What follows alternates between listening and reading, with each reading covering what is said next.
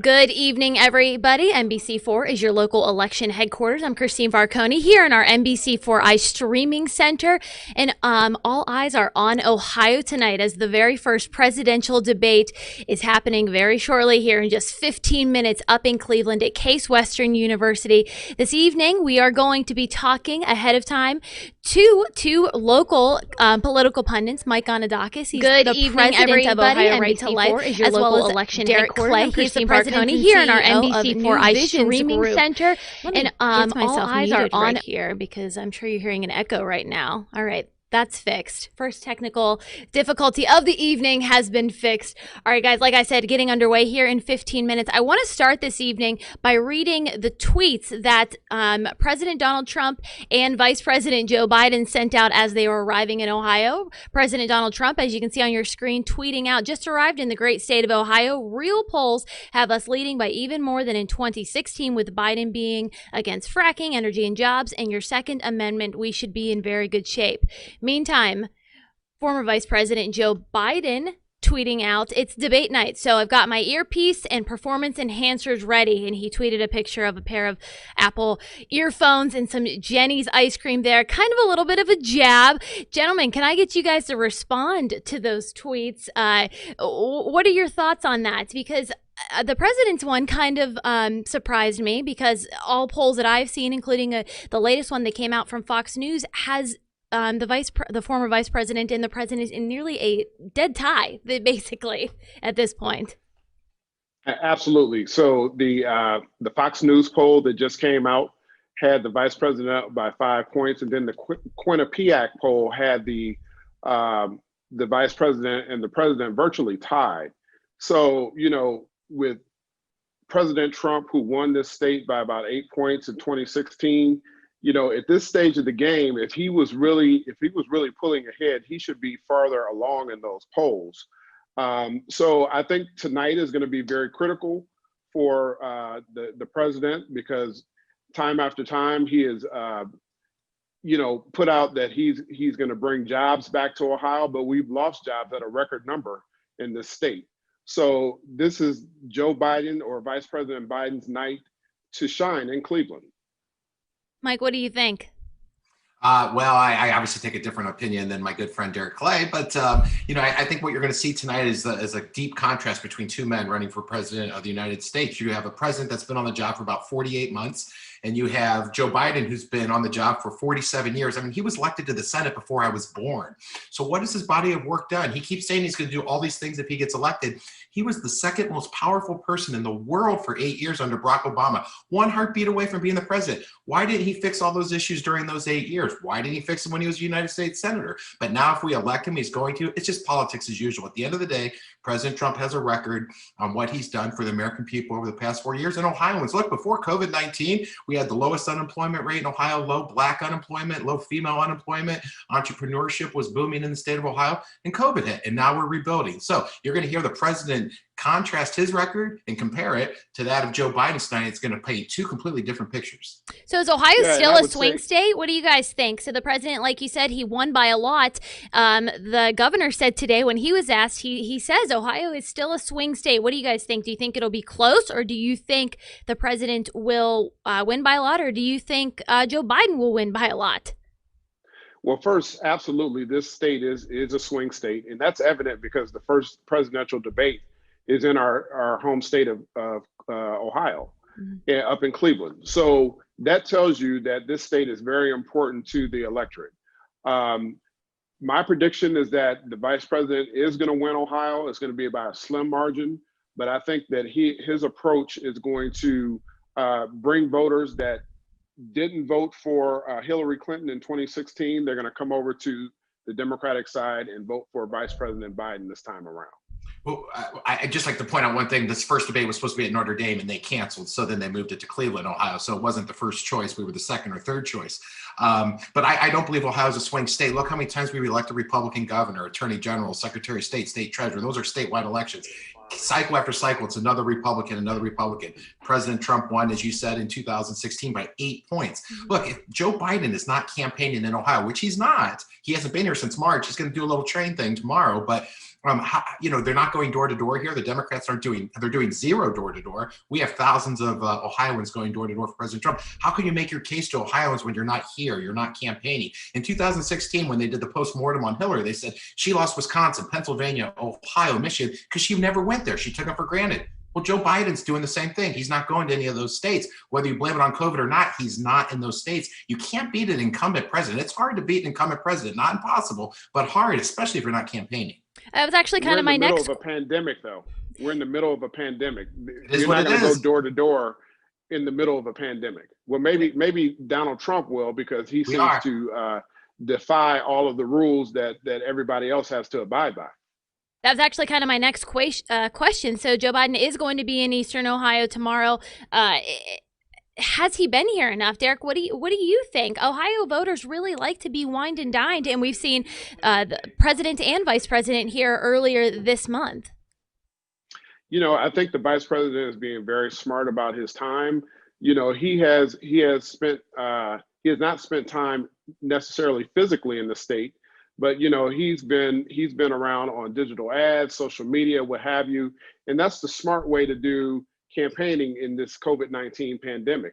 You're not going to have the same type of tactics that you would have if this was not a COVID situation. You're not going to have door to door. You're not going to have people doing large rallies unless you're the Trump campaign that doesn't necessarily care about people's safety. So, the vice president is doing everything that he can do at this point without putting people's lives in danger. Well, I respectfully disagree with Derek, and because the president has had massive rallies in Ohio the past 30 days, they've packed them in. Several thousand people have attended at their own volition. They signed up and came to them. We have thousands of door knockers from all across the state going daily to targeted houses and talking to voters. Socially distanced, they're not walking into their house, of course, and they're giving them literature and talking to them about President Trump. And that's what the voters of Ohio respond to, as you said, Christine, and that's important. We can still do things safely. We can still campaign, and the president's doing it, the vice president's doing his surrogates, and that's what matters. Retail politics still matter in states like Ohio and the Midwest. Let's move on to some of the presidential debate topics tonight. So Chris Wallace of Fox News, he announced tonight. So in this order, they will be 15-minute segments: the Trump and Biden records, the Supreme Court, COVID-19, the economy, race and violence in our cities, and the integrity of the election. I have a question for you guys. Do you think Chris Wallace tonight, the moderator, do you think he is going to call into question the former vice president's faith there? He is a Catholic. He talks about being a Catholic a lot. This new Supreme Court nomination, the judge here, she has been very much embraced by Catholic groups and organizations from what I have seen. Do you think that is going to be touched on tonight at all? Absolutely, it's going to be touched on. Mm-hmm. The Supreme Court is a very hot topic, as you could very well imagine. With the death of Justice Ginsburg, and now the nomination of Justice Barrett, everything hangs in the balance in terms of the court. You have the Affordable Care Act that the Trump administration is looking to dismantle. You have voting rights. You have all types of things that the court is going to be involved in. And so this Supreme Court nominee is a very, very important pick. It is extremely important. I agree 100% with Derek. But the thing is, we're getting with Amy Coney Barrett, assuming she gets confirmed by the Senate, is that she's one of 9. She's not the judge, jury, and executioner. She's one of 9 members of the court, mm-hmm. and the court we made up more of a conservative bent, a right-leaning court, which is a good thing, because the role of a judge is to be that of an umpire, call balls and strikes, not to pitch and catch or hit. Their job is not the job of Congress. So they won't be rewriting the Affordable Care Act. They won't be rewriting federal law. They're going to look at the law. They're going to say, is it constitutional or not? And if it is, it'll withstand the court's scrutiny. And if not, it'll be struck down. That's the role of the courts, not to play the role of the legislature. It'll be refreshing to get Amy Coney Barrett on the court. I believe she will be confirmed by the Senate prior to the election. certainly something to watch this evening. How civil do you think this evening will go? Do you think they will stay in their 15-minute time and allow respectful back and forth, or do you think there's going to be some of the name calling and different things that we're seeing on Twitter where it's getting a little bit petty at some points? Well, if there's going to be any pettiness, it's going to be on behalf of the president. I mean, I think that the vice president will. I think both candidates or will try to stay within the time frame. But we've seen time and time again that the president, calls people out of their name. Makes references to the vice president as Sleepy Joe. I mean, how petty is that? So, if there's going to be any pettiness of the night, it's going to come from the president.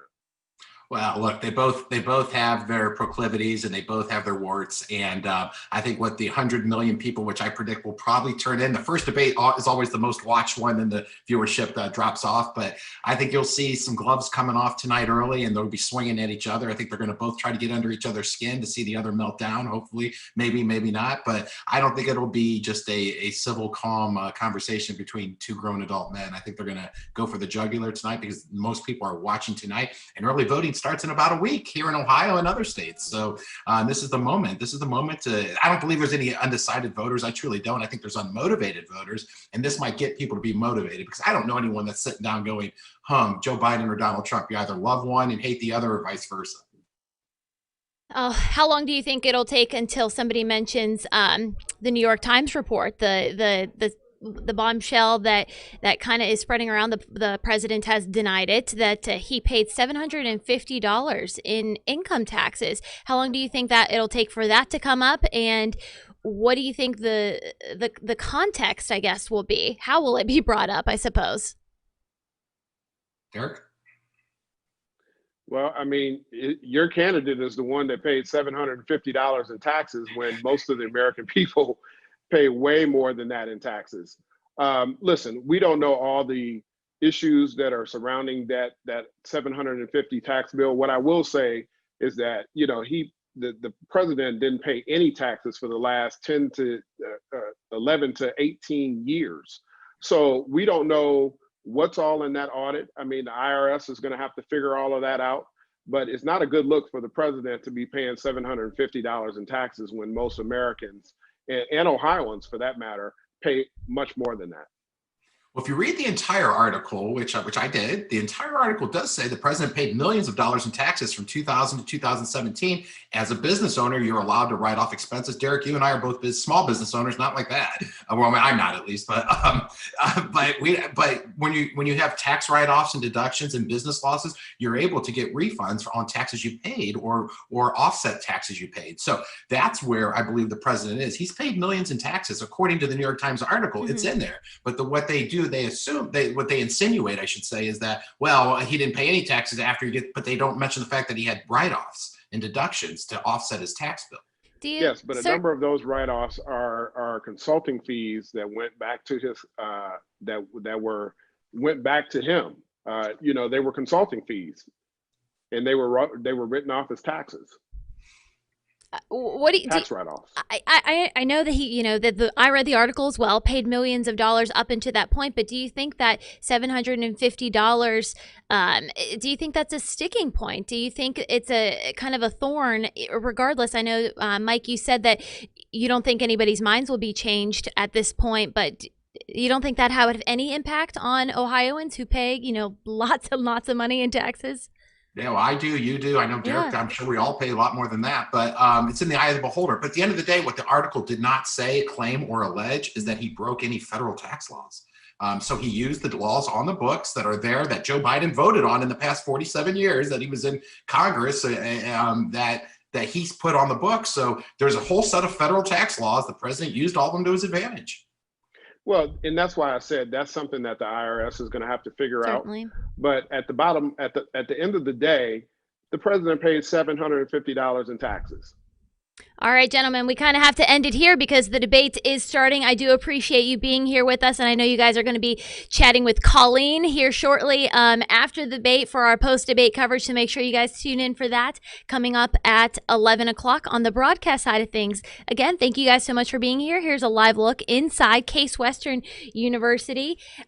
You can see they just had a shot of the First Lady there, and the two candidates will be taking the stage shortly, so let's go in on listening on that.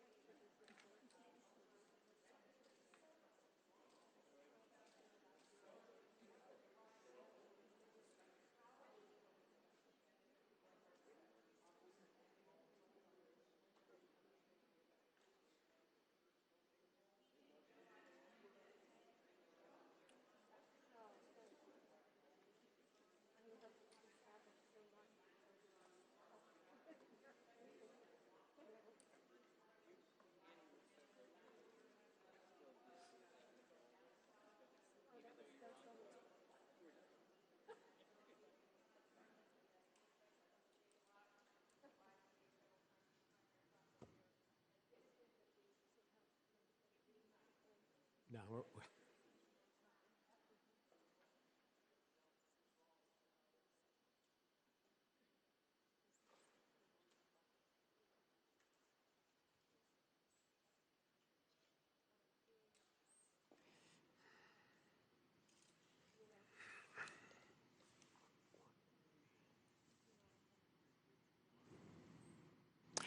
Good evening from the Health Education campus of Case Western Reserve University and the Cleveland Clinic. I'm Chris Wallace of Fox News, and I welcome you to the first of the 2020 presidential debates between President Donald J. Trump and former Vice President Joe Biden. This debate is sponsored by the Commission on Presidential Debates.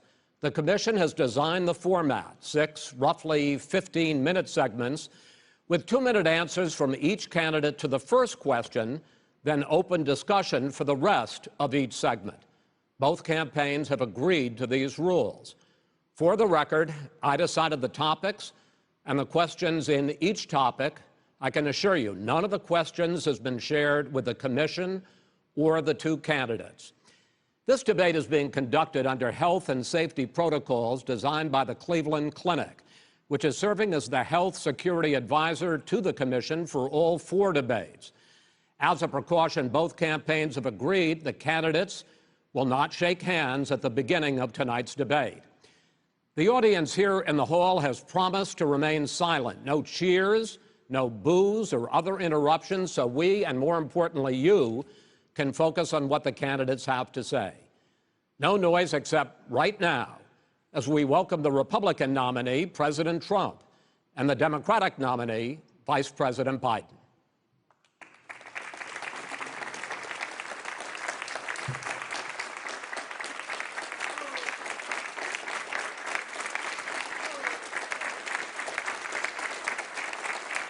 How you doing, man? How are you? I'm well.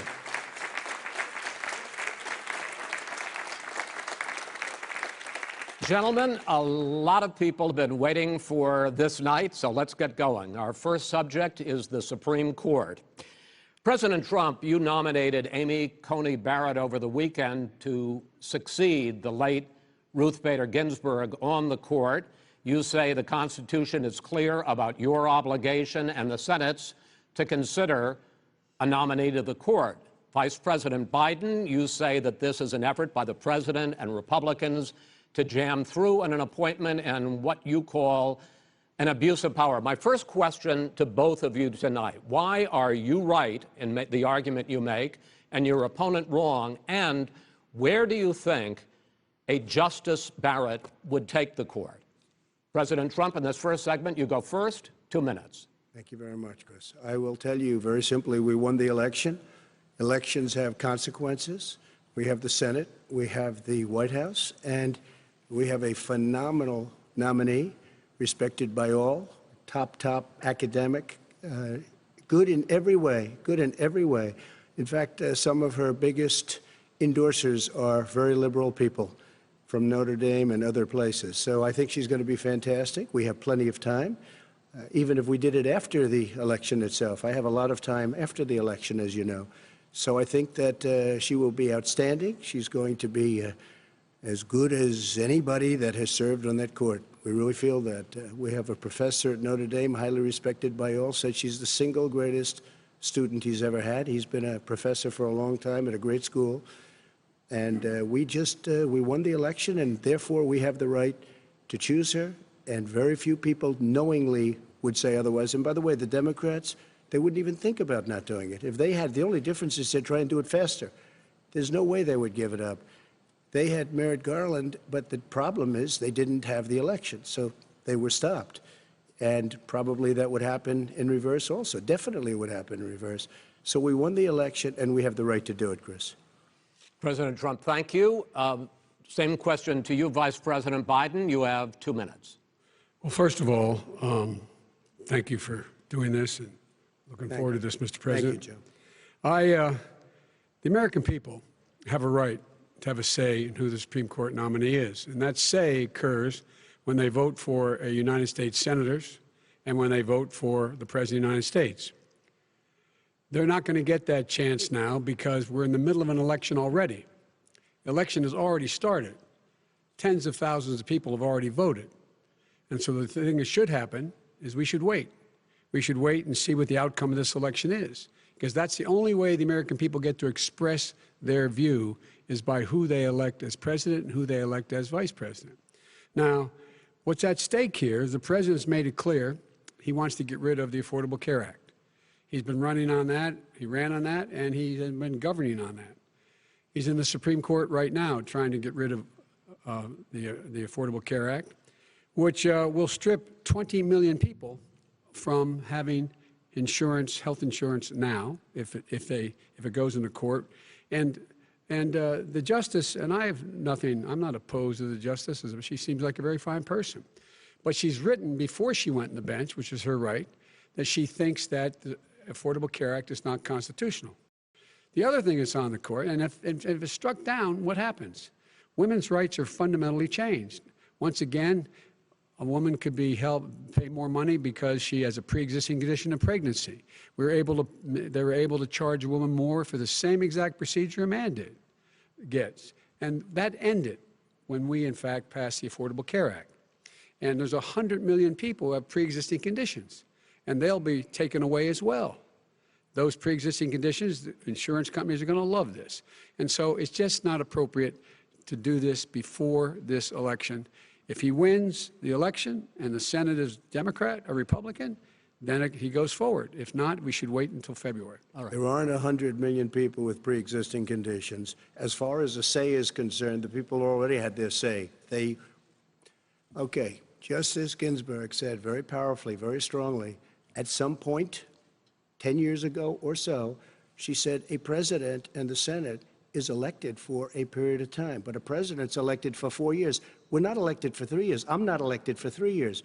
So we have the Senate, we have a president. He's elected to the next during election. that period of time, we have an opening. I'm not elected for 3 years. I'm elected for 4 years. And the 100 million people, Joe, the 100 million people is totally wrong. I don't know where you got that number. The bigger problem that you have is that you're going to extinguish 180 million people with their private health care that they're very That's happy simply with. not true. Well, you're certainly going to socialist. You're going to socialist medicine. We're now into, gentlemen, we're now into open discussion. Open discussion. Open discussion. Yes, I agree. Go ahead, Vice President. Number one, he knows that what I proposed. What I proposed is that we expand Obamacare and we increase it. We do not wipe any. And one of the big debates we had with 23 of my colleagues trying to win the nomination that I won were saying that Biden wanted to allow people to have private insurance still. They can. They do. They will under my proposal. It's not what you've said, But and it's not what your party has said. That is simply your party a lie. doesn't say it. Your party wants to go socialist medicine. My party is and me. socialist right healthcare. now, I am and the they're going to Democratic dominate Party. you, Joe. You know that. I am the Democratic Party right now. The platform of the Not according Democratic to Party Harris. is what I, in fact, approved of. What I approved of. Now, here's the deal. The deal is that it's going to wipe out pre-existing conditions. And by the way, the 200,000 people that have died on his watch, how many of those have survived? Well, there's 7 million people that contracted COVID. What does it mean for them going forward if you strike down the Affordable Care Act? Joe, you've had 308,000 military people dying because you didn't provide them proper health care in the military. So don't tell me about this. I'm happy to talk about this. And if you were here, Look, it here's wouldn't be the deal. 200, it would be 2 million people because you were very late on the draw. You Late didn't on want the me to draw. ban China, which was heavily infected. You didn't want me to ban All right, gentlemen, Europe, which no, was heavily Mr. President, You would have Mr. been much President, later, Joe. Mr. President, much later. Mr. President, You're talking about 2 million people. You're Mr. not gonna be able President, to as shut a him up. moderator, we are going to talk about COVID in the next segment, but go ahead. Let me finish. The point is that the president also is opposed to Roe v. Wade. That's on the ballot as well in the court. And so that's also at stake right now. And so the election is already You don't know it's on the begun. ballot. Why is it on the ballot? Because Why is you it on the said ballot? It's not you're- on the ballot. It's on the ballot in the I court. don't think so. In the court. Well, There's nothing happening there. Donald, would you And you just be don't quiet know for a minute? her view on Roe v. Wade. You I don't don't know her know. view. Well, all right. Let's talk. We got a lot to unpack here, gentlemen. We got a lot of time. So on health care, and then we'll come back to Roe v. Wade. All right. Mr. President, the Supreme Court will hear a case a week after the election in which the Trump administration, along with 18 state attorneys general, are seeking to overturn That's right. Obamacare, to end Obamacare. You have spent the last... Because they want to give good health care. If I may ask my question, sir. Good health care. Over the last 4 years, you have promised to repeal and replace Obamacare, but you have never in these 4 years come up with a plan, a comprehensive plan Yes, to I have. replace Obamacare. Of course I have. Well, I got rid of the individual mandate. I'm going to give you an Excuse opportunity. me. I got rid of the individual mandate, which was a That is big not a chunk of comprehensive Obamacare. That plan. is absolutely a big thing. That was the worst I part of didn't ask Obamacare. Sir. Chris, You're that was the debating him, worst not part of me. Obamacare. Let me ask my question. Well, I'll ask Joe. The individual mandate was the most unpopular aspect of Obamacare. I got rid of it. I'd like and you we to, will protect Mr. people President, with I'm the pre-existing moderator of this conditions. debate, and I would like you to let me ask my question, and then you can answer your ahead. question. You, in the course of these 4 years, have never come up with a comprehensive plan to replace Obamacare, and just this last Thursday, you signed a largely symbolic executive order to protect people with pre-existing conditions 5 days before this debate. So my question, sir, is what is the Trump health care plan? Fine. Well, first of all, I guess I'm debating you, not him, but that's okay. I'm not surprised. Let me just tell you something, that there's nothing symbolic. I'm cutting drug prices. I'm going with favored nations, which no president has the courage to do because you're going against Big Pharma. drug prices will be coming down 80 or 90%. You could have done it during your 47-year period in government, but you didn't do it. Nobody's done it. So we're cutting health care. All of the things that we've done, insulin, I give you an example, insulin, it was destroying families, destroying people. The cost, I'm getting it for so cheap. It's like water, you want to know the truth. So cheap. Take a look at all of the drugs what we're doing, prescription drug prices. We're going to allow our governors now to go to other countries to buy drugs because they pay just a tiny fraction. As I say, this is open discussion. No, let me ask you about, this is big stuff. Sir, you'll be happy. I'm about to pick up on one of your points to ask the Vice President, which is he points out that you would like to add a public option to Obamacare, and the argument that he makes and other Republicans make is that that is going to end private insurance. It is and not. Well, if I can ask you the question, it will not end. What your party says, by the way. It will end private insurance and create a government takeover of health care. It does not. It's only for those people who are so poor they qualify for Medicaid. They can get that free in most states, except governors who want to deny people who are poor Medicaid. Anyone who qualifies for Medicare would, Medicaid would automatically be enrolled in the public option. The vast majority of the American people would still not be in that option, number one. Joe, you agreed with Bernie Sanders, who's far left, on the manifesto, we call it, and that gives you socialized medicine. Look, hey, I'm not going to listen to him. The fact of the matter is, I beat Bernie Sanders. Not by much. I beat him a whole hell of a lot. I'm here standing facing you, old buddy. Pocahontas would have left 2 days early. You would have lost every primary. All he knows how to on do Super is hurt. Tuesday. You got very lucky. Here's the deal. I got very lucky. I'm going to get very lucky tonight as well. And tonight I'm going to make sure, because here's the deal. Here's the deal. The fact is that everything he's saying so far is simply a lie. I'm not here to call out his lies. Everybody knows he's a liar. But you I just want to make sure. Joe, you're the liar. I want to make sure. You graduated last in your class, not first in your class. I want to make sure. Mr. President, can you let him finish, sir? No, he doesn't know how to do that. He has, You'd be surprised. You pick You'd be surprised. the wrong guy, the wrong night at the wrong time. Listen, you agreed with Here's Bernie the deal. Sanders to the The manifesto. whole idea. Let him. There is no manifesto, number one. Please let him speak, Mr. Number President. two. You just lost the left. Number two. You just lost the left. You agreed with Bernie Sanders on a plan folks, absolutely agreed folks, do you have any idea what this clown's doing? They call it Mr. Do you have any idea? socialized medicine. Mr. Well, President. I'll tell you what. He is not for any help for people needing health care. Because he, in fact, already has cost 10 million people their health care that they had from their employers because of his recession. Number one. Number two, there are 20 million people getting health care through Obamacare now that he wants to take it away. He won't ever look you in the eye and say that's what he wants to do. Take it away. No, I want to give them better health care at a much lower price because by the way, Obamacare he doesn't know how. good. He doesn't know how I've to do that. already fixed it. He has never offered a plan. I've already fixed it to an extent. He has never done a single as you might thing. know, but probably don't. Gentlemen, you realize if you're both speaking at the same time, and it's too expensive. Let the president. Go ahead, sir. Obamacare is no good. We made it better, and I had a choice to make very early on. We took away the individual mandate. We guarantee pre-existing conditions, but took away the individual mandate. Listen, this is the way it is. And that destroyed, they shouldn't even call it Obamacare. Then I had a choice to make. Do I let my people run it really well or badly? If I run it badly, they'll probably blame him, but they'll blame me. But more importantly, I want to help people, okay? I said, you got to run it so well. That's what he's and I known just for. had a meeting with them. They said, the problem is no matter how well you run Obamacare, it's a disaster. It's too expensive. Premiums are too high, and it doesn't work. So we do want to get rid of it. Chris, we want to get rid of it. I understand it, sir, but I have to give you roughly equal time. Please let the vice president talk. Good. He has no plan for health care. Of course we do. He sends out wishful thinking. He has executive orders that have no power. He hasn't lowered drug costs for anybody. He's been promising a health care plan since he got elected. He has none, like almost everything else he talks about. He does not have a plan. He doesn't have a plan. And the fact is, this man doesn't know what he's talking about. All right. I have one final question for you, sure. Mr. Vice President.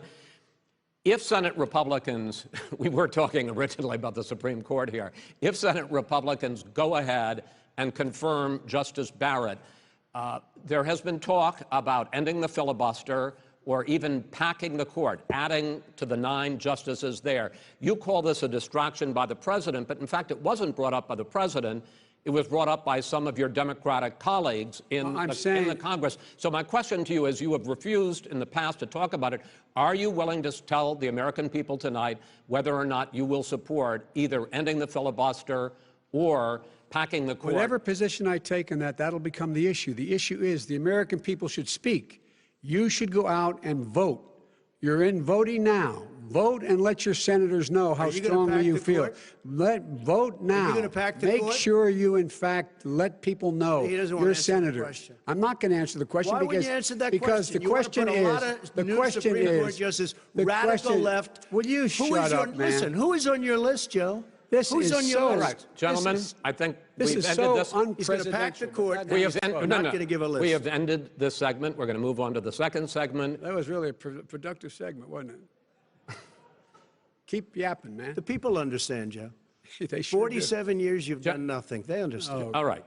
The second subject is COVID-19, which is an awfully serious subject, so let's try to be serious about it. We have had more than 7 million cases of coronavirus in the United States, and more than 200,000 people have died. Even after we produce a vaccine, experts say that it could be months or even years before we come back to anything approaching normal.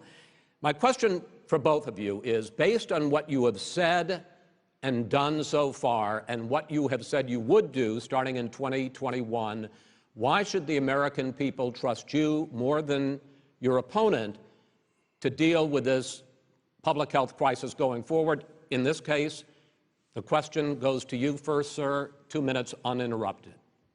Good luck. 200,000 dead. As you said, over 7 million infected in the United States. We, in fact, have 4% of the world's population, 20% of the deaths. 40,000 people a day are contracting COVID. In addition to that, about between 750 and 1,000 people a day are dying. When he was presented with that number, he said, it is what it is. Well, it is what it is because you are who you are. That's why it is. The president has no plan. He hasn't laid out anything. He knew all the way back in February how serious this crisis was. He knew it was a deadly disease. What did he do? He's on tape as acknowledging he knew it.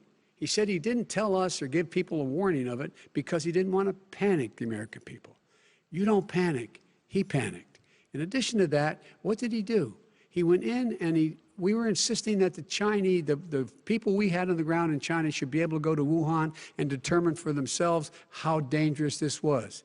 He did not even ask Xi to do that. He told us what a great job Xi was doing. He said we owe him a debt of gratitude for being so transparent with us.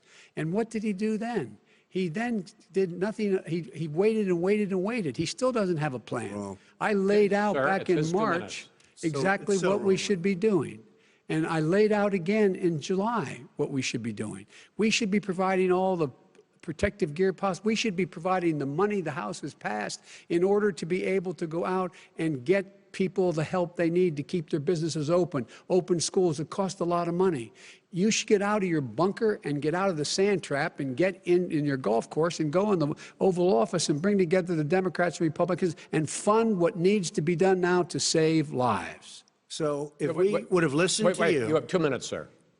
If we would have listened to you, the country would have been left wide open. Millions of people would have died, not 200,000, and one person is too much. It's China's fault. It should have never happened. They stopped it from going in, but it was China's fault.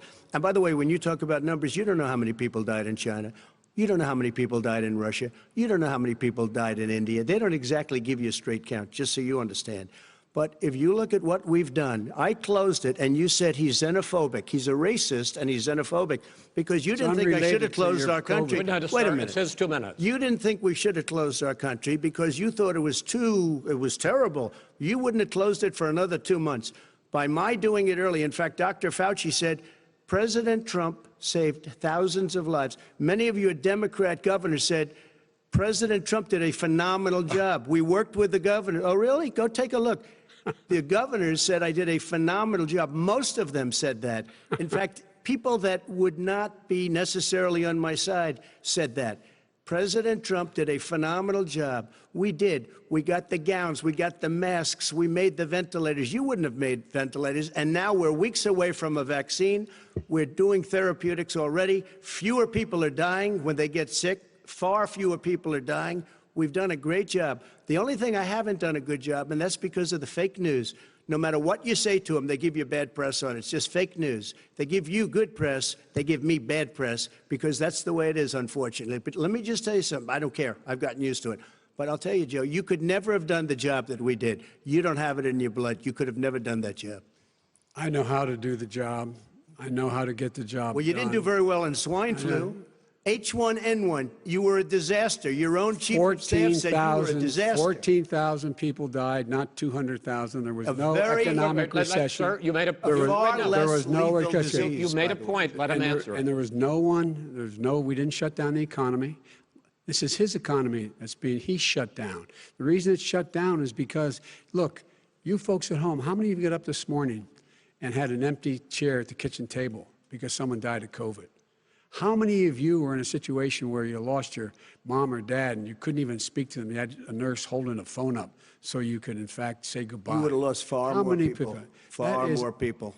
And, you would have been and by the way, months late. your own, his own CDC director says we could lose as many as another 200,000 people between now and the end of the year. And he held up, he said, if we just wear a mask, we can save half those numbers. Just a mask.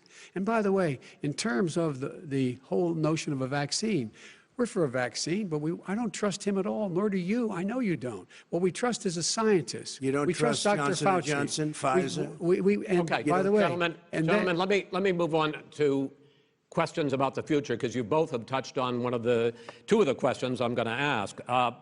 Focusing on the future first, President Trump, you have repeatedly either contradicted or been at odds with some of your government's own top scientists. The week before last, the head of the Centers for Disease Control, Dr. Redfield, said it would be summer before the vaccine would become generally available to the public. You said that he was confused and mistaken. Those were your two words. Yeah. But Dr. Slaoui, the head of your Operation Warp Speed, has said exactly the same thing. Are they both wrong? Well, I've spoken to the companies, and we can have it a lot sooner. It's a very political thing because people like this would rather make it political than save lives. It is a very political thing. I've spoken to Pfizer. I've spoken to all of the people that you have to speak to. We have great Moderna, Johnson & Johnson, and others. They can go faster than that by a lot.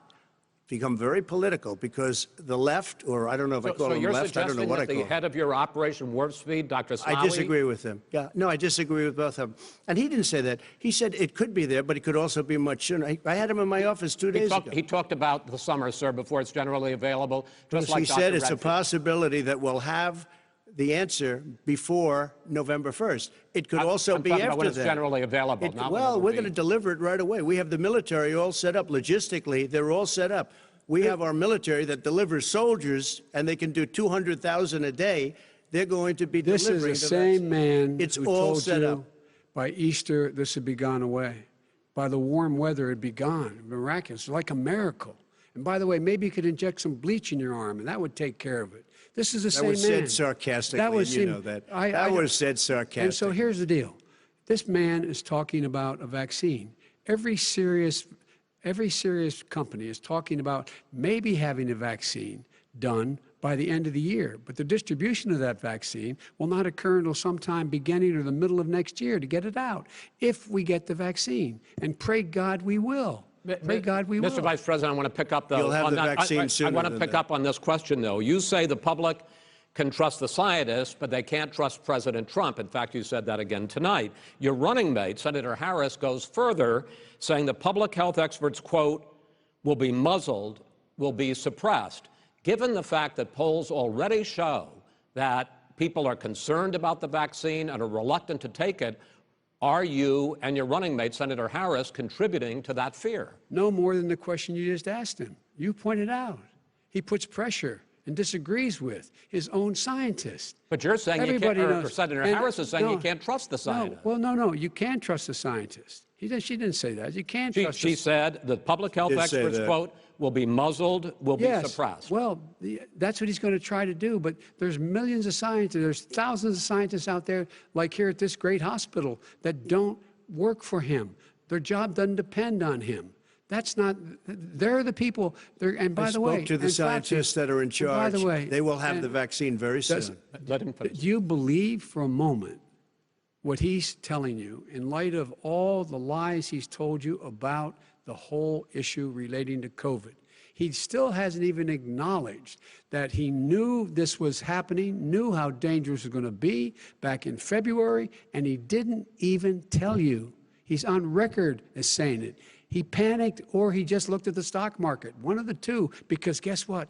A lot of people died, and a lot more are going to die unless he gets a lot smarter, a lot quicker. Mr. President?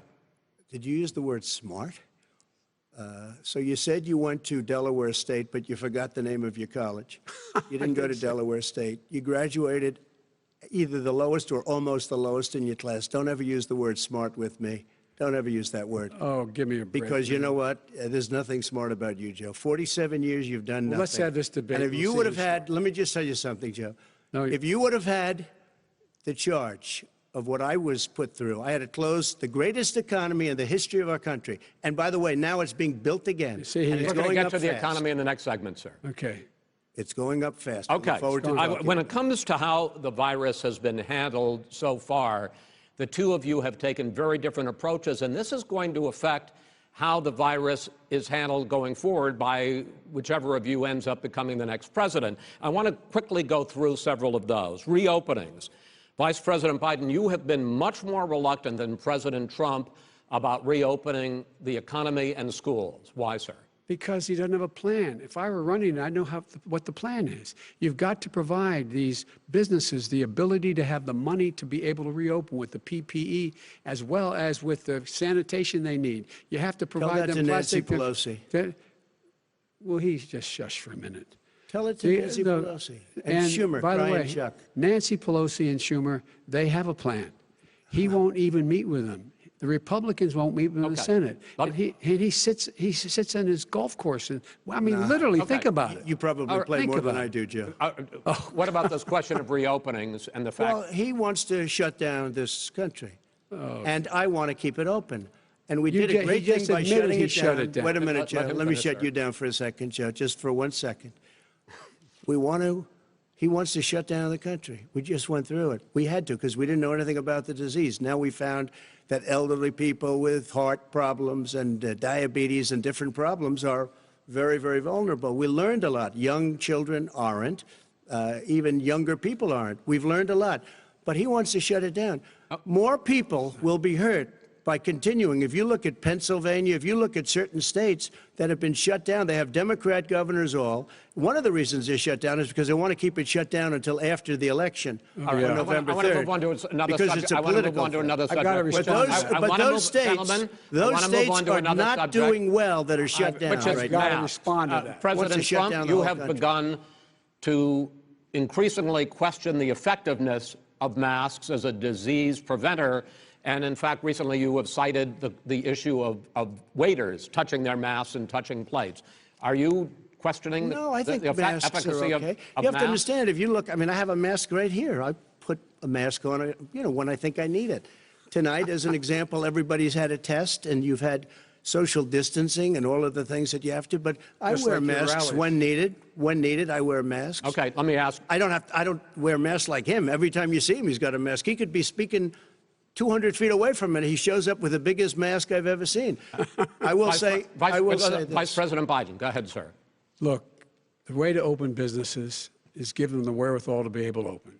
We provided money. The Congress. But I was asking you, sir, about masks. Well, masks make a big difference. His own head of the CDC said if we just wore masks between now, everybody wore masks in social distance between now and January, we'd probably save up to 100,000 lives. It matters. And they've also It said the matters. opposite. They've And also said the opposite. no serious person said the opposite. They've No also said, well, look serious at, all right, I wanna Dr. ask you- Fauci. Dr. Fauci said the He opposite. did not I say want to the ask you, we opposite. got a Said little very bit more than a strongly, minute left in this masks segment. are not good. Then he changed his mind. He said masks are good. I I'm wanna okay ask- with masks. I I'm want to not ask you fighting both about masks. one last subject, because your different approaches has even affected the way that you have campaigned. President Trump, you're holding large rallies with crowds packed together, thousands of people. Outside. Outside, yes, sir, agreed. Vice President Biden, you are holding much smaller events with Because nobody will show up. people with. Well, it's true. Nobody shows up to his rallies. All right. In any case, why you holding the big rallies? Why you not? You goes first, sir. Because people want to hear what I have to say. I mean, But are you I've not done a worried great about it job spreading as a disease? president, and I'll have 35,000 people show up at airports.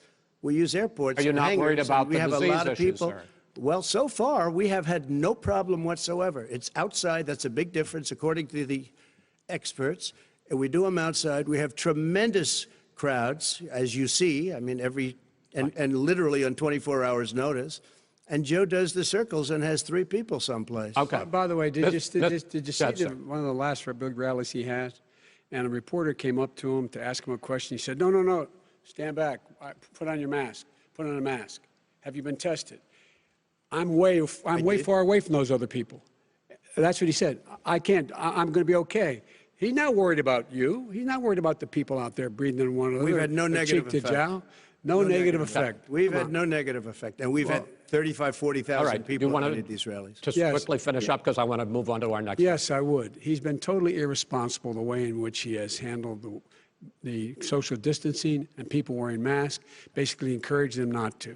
All right. He's a fool on this. If you could get the crowds, you would have done the same thing. But you can't. Nobody cares. Gentlemen, can we move on to the cares. Gentlemen, can we move on to the economy? Yes. The economy is, I think it's fair to say, recovering faster than expected from the shutdown. Much faster. In the second quarter, the unemployment rate fell to 8.4% last month. The Federal Reserve says the hit to growth, which is going to be there, is not going to be nearly as big as they had expected. President Trump, you say we are in a V-shaped recovery. Vice President Biden, you say it's more of a K-shape. What difference does that mean to the American people in terms of the economy? President Trump, in this segment, you go first. So we built the greatest economy in history. We closed it down because of the China plague. When the plague came in, we closed it down, which was very hard psychologically to do. He didn't think we should close it down, and he was wrong. And again, 2 million people would be dead now instead of still 204,000 people is too much. One person is too much. Should have never happened from China. But what happened is we closed it down, and now we're reopening, and we're doing record business.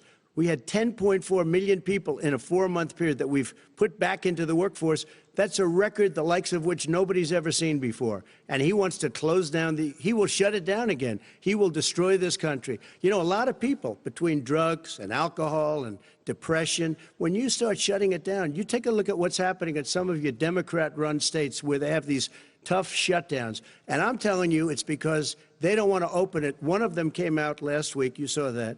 Oh, we're going to open up on November 9th. Why November 9th? Because it's after the election. They think they're hurting us by keeping them closed. They're hurting people.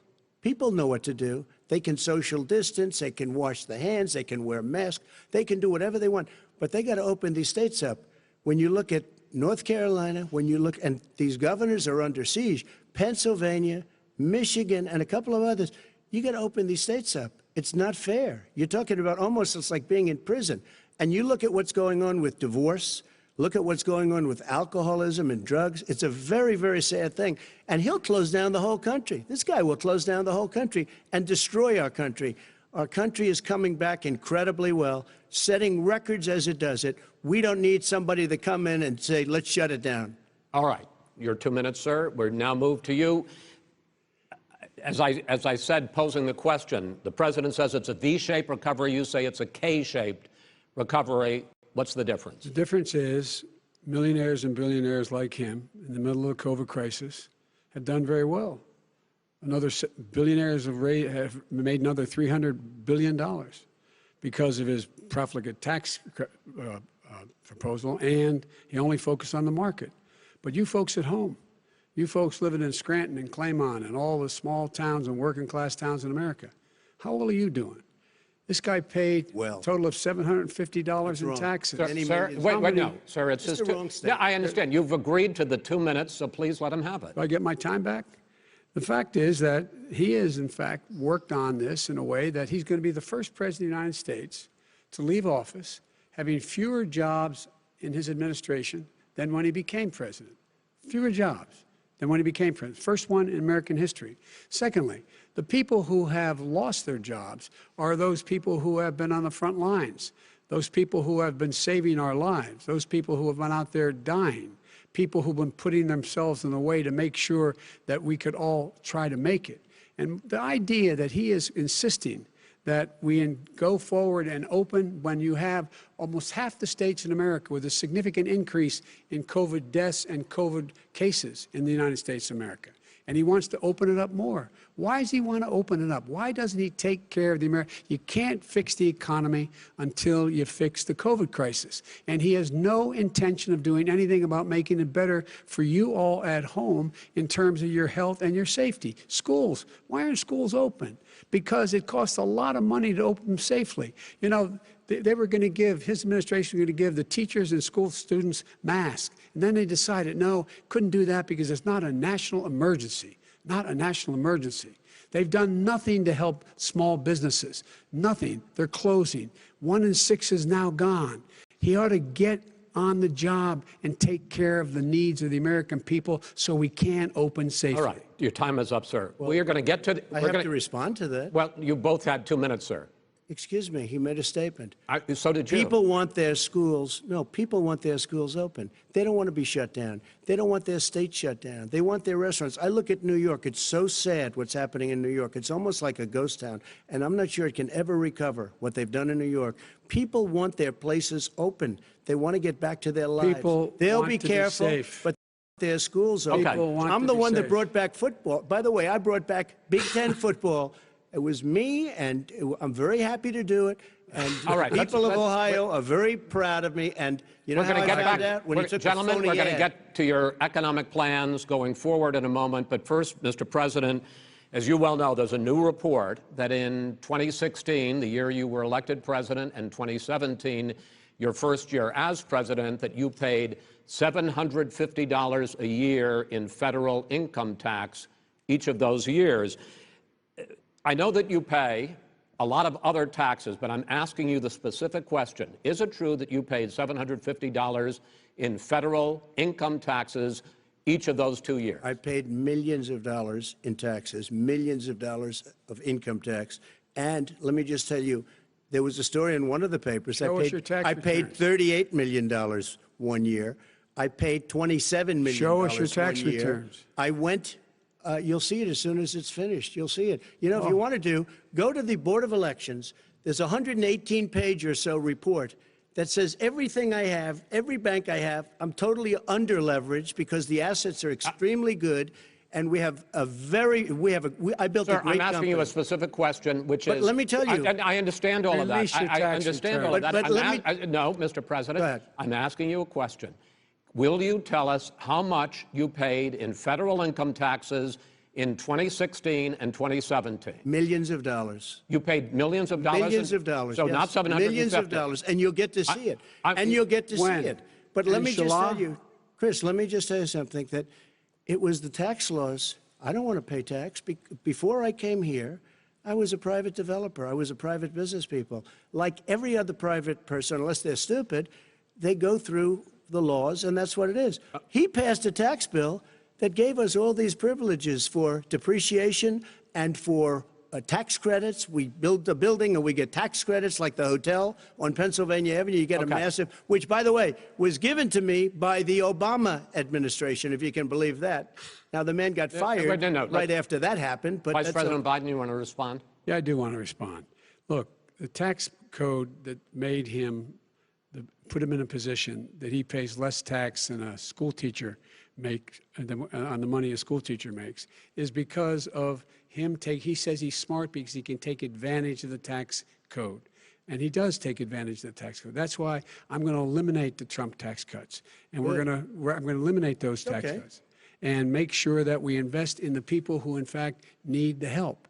People out there need help. But why didn't you do it over the last 25 years? Because you weren't president. Because you weren't president screwing things up. You were a senator. And You're by the way, worst you were president America has ever had. Hey, Come Joe, on. let me just tell you, Joe. I've done more in 47 months. I've done more than you've done in 47 years, Joe. We've done things that you never even thought of doing, including fixing the broken military that you gave me, including taking care of your vets. Mr. President, we're talking about the economy. I'd like to ask you about your plans going forward, because, Mr. Vice President, your economic plan, if you were to be elected president, focuses a lot on big government, big taxes, big spending. I want to focus first on the taxes. You propose more than $4 trillion over a decade in new taxes on individuals making more than $400,000 a year and on corporations.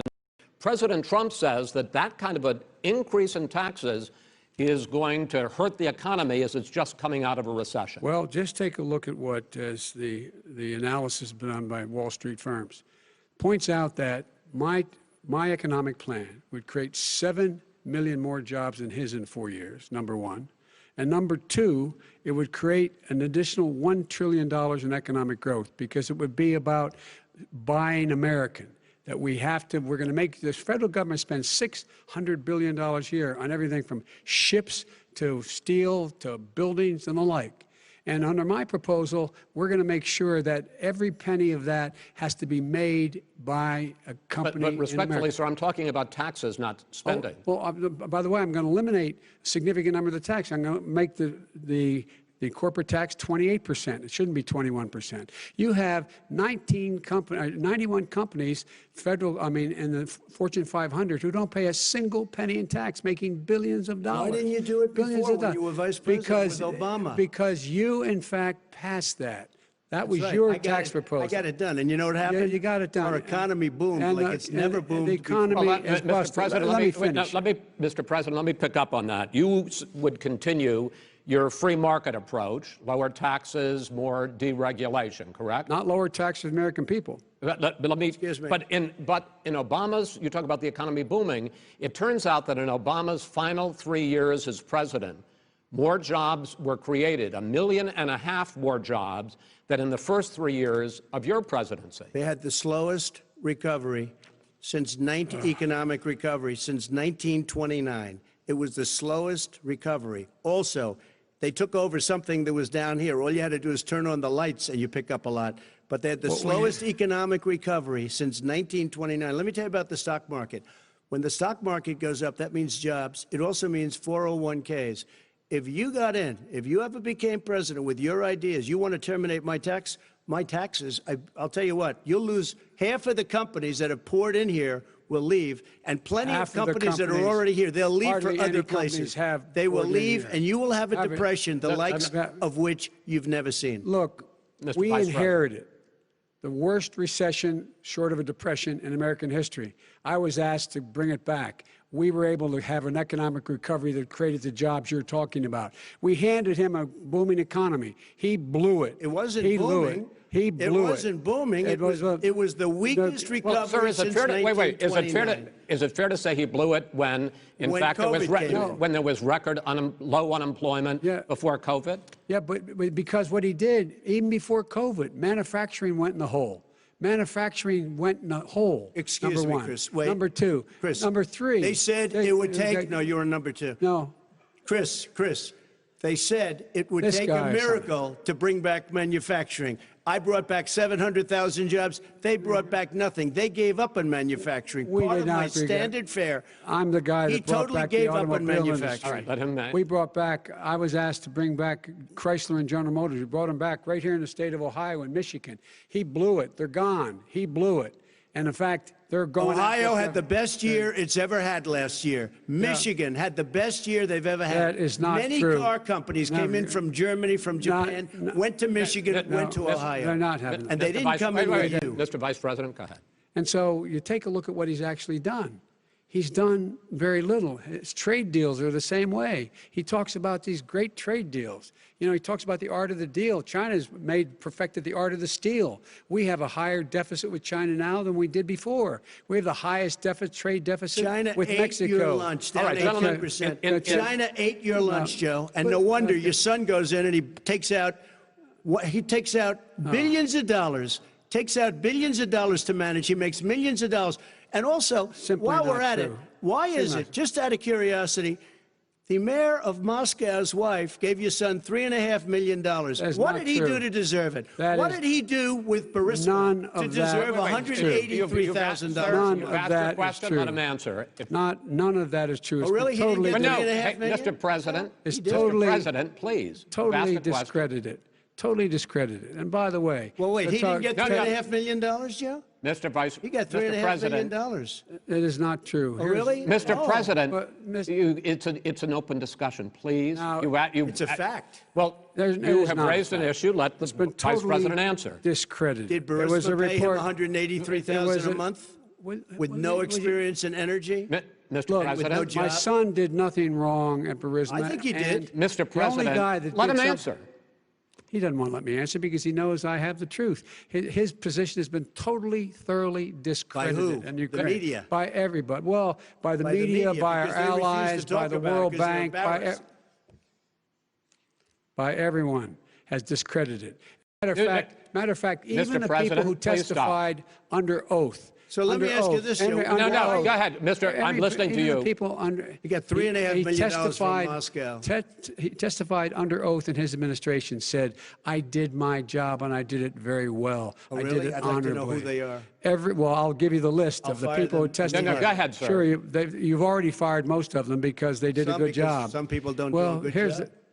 With you, Go they ahead. said- You get here's the, the wait a deal. minute. You get the final word, Mr. Well, it's hard to get any word in with this clown. Excuse me, this. Hey, this let me just person. tell you, No. Mr. President. $3.5 Mr. million, President. Joe. That is simply. Why did not he true. deserve $3.5 million It from did- Moscow? Look, here's the deal.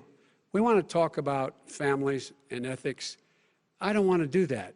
I mean, his family we could talk about all night. His family's My already. family, No, let him go. my Let- family already lost wrote. a fortune by coming down and helping Go us ahead. with Go ahead, government. sir. And that's such a. they're right that's here. a- Mr. That's President. such Every a great. single one of them lost This a is not fortune about by my coming and family or helping his us family. with It's government. about your family, They the didn't collect American $3.5 people. million He for doesn't. nothing. That's not true. It doesn't want to talk about what you need. You, the American people. It's about you. That's what we're talking about you here. should All right, Take that's Not the, about end of here. that's the end of the Shouldn't have segment. taken the money. We're moving on. He didn't take them. Well, Vice it's a very- President, but Chris, no, can I be honest? It's a very important Try to be question. honest. No, I- He I- stood up. No, he stood up, the answer to and the he question is no. threatened Ukraine. No, sir. With $1 billion if you don't That get rid of is the press. absolutely You know what, you're- not stop. You're on true. tape doing it. You're going to You're on have tape. True. Gentlemen.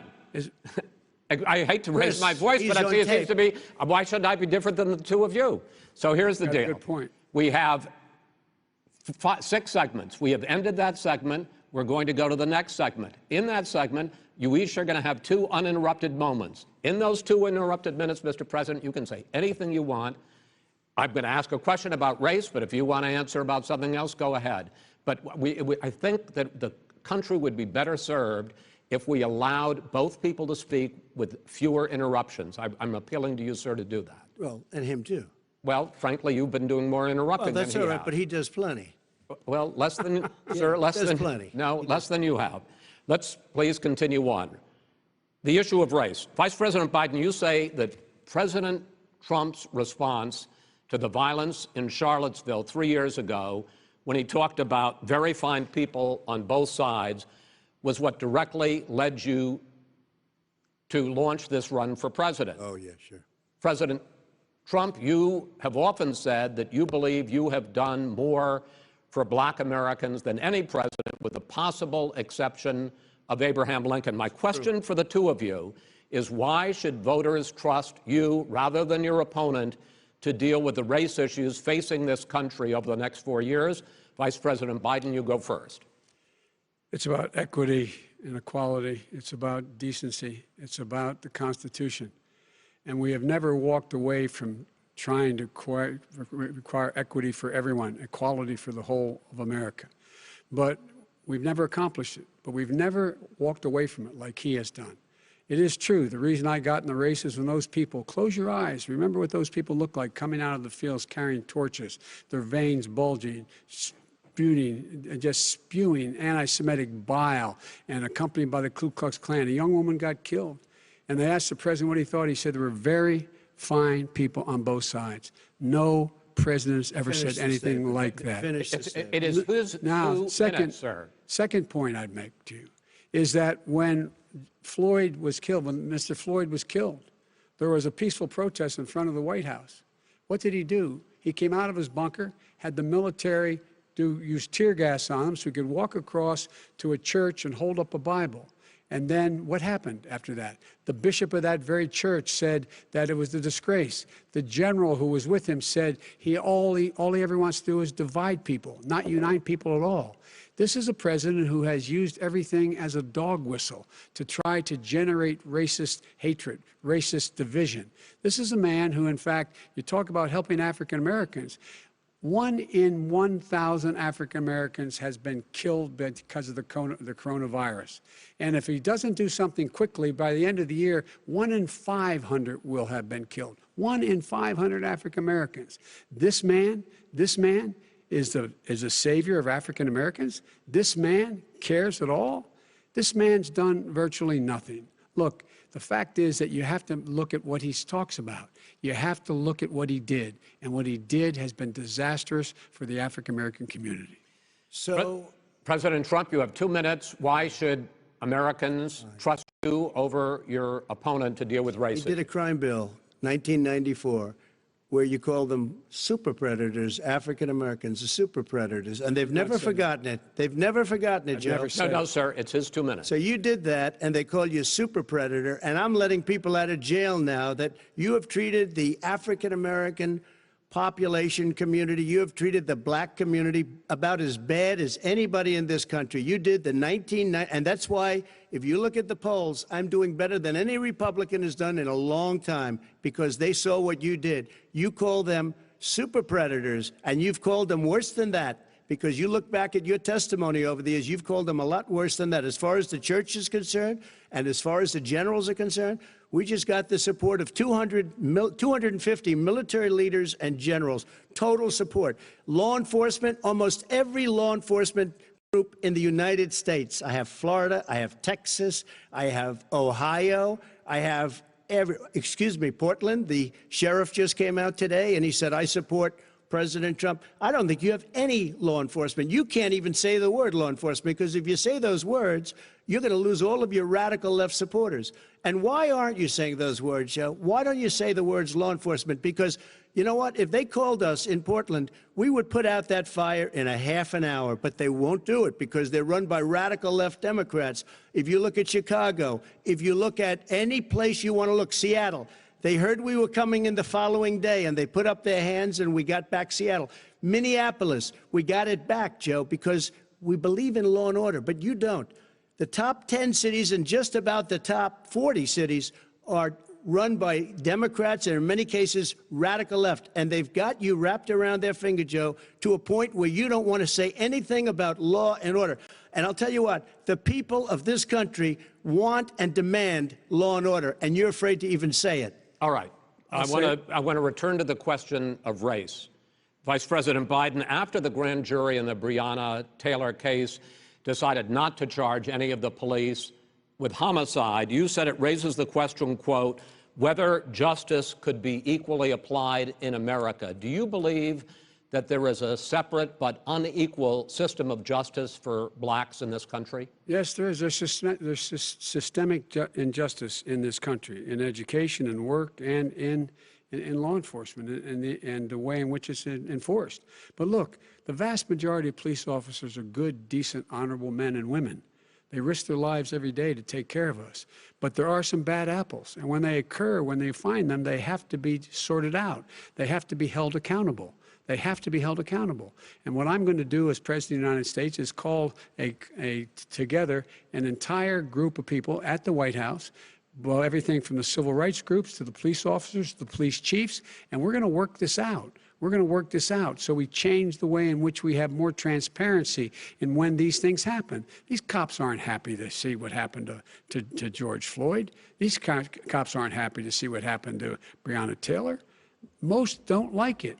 But we have to have a system where people are held accountable. And by the way, violence in response is never appropriate. Never appropriate. Peaceful protest is. Violence is never appropriate. All right. What is peaceful protest? When they run through the middle of a town and burn down your stores and kill people all over the place, and you say peaceful protest? President Trump, No, it's I'm not not, asking. but you say it is. President Trump, I'd like to continue with the issue of race. I please. promise we're going to get to the issue of law and order in a moment. This month, your administration directed federal agencies to end racial sensitivity training that addresses white privilege or critical race theory. Why did you decide to do that, to end racial sensitivity training? And do you believe that there is systemic racism in this country, sir? I ended it because it's racist. I ended it because a lot of people were complaining that they were asked to do things that were absolutely insane, that it was a radical revolution that was taking place in our military, in our schools, all over the place, and you know it, and so does everybody else. Radical, and he would know. What is radical totally about racial sensitivity training, sir? If you were a certain person, you had no status in life. It was sort of a reversal. And if you look at the people, we were paying people hundreds of thousands of dollars to teach very bad ideas and, frankly, very sick ideas. And really, they were teaching people to hate our country. And I'm not going to do that. I'm not going to allow that to happen. We have to go back to the core values of this country. They were teaching people that our country is a horrible place, it's a racist place, and they were teaching people to hate our country. And I'm not going to allow that to happen. Vice President Biden? Nobody's doing that. He's the racist. You just don't know. Here's the deal. I know a lot more about You this don't than he know. does. Let him finish.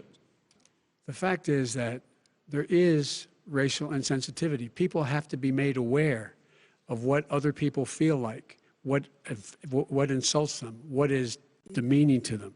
It's important that people know they don't want to. Many people don't want to hurt other people's feelings, but it makes a big difference.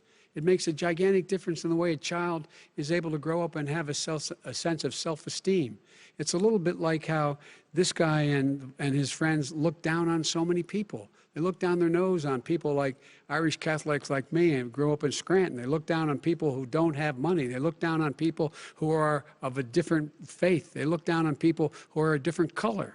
In fact, we're all Americans. The only way we're going to bring this country together is bring everybody together. There's nothing we cannot do if we do it together. We can take this on and we can defeat racism in America. President Trump, sir. During the Obama-Biden administration, there was tremendous division. There was hatred. You look at Ferguson, you go to many places. Look at Oakland. Look what happened in Oakland. Look what happened in Baltimore. Look what happened.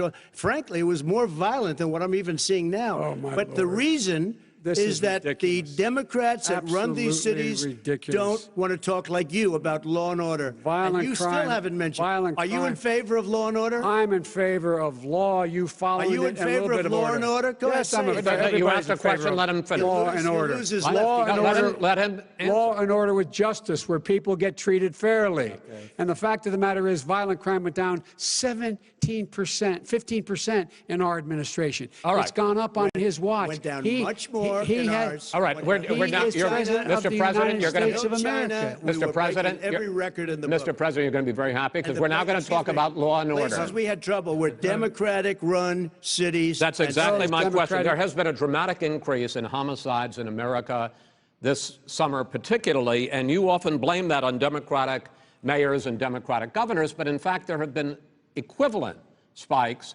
in Republican-led cities like Tulsa and Fort Worth. So the question is this really a party issue?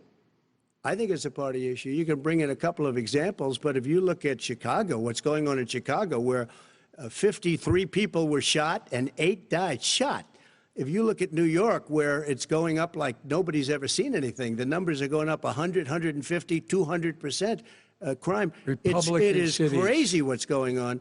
And he doesn't want to say law and order because he can't, because he'll lose his radical left supporters. And once he does that, it's over with. But if he ever got to run this country and they ran it the way he would want to run it, our suburbs would be gone. By the way, our suburbs would be gone, and you would see problems like you've never seen. He wouldn't know a suburb unless he took a wrong turn. Oh, I know suburbs. He would not. So much Go ahead. Wait a minute. I was raised in the suburbs. This is not 1950. All these dog whistles and racism don't work anymore. Suburbs are by and large integrated. There's many people today driving their kids to soccer practice and/or to black and white and Hispanic in the same car as there have been any time in the past. What really is a threat to the suburbs and their safety is his failure to deal with COVID.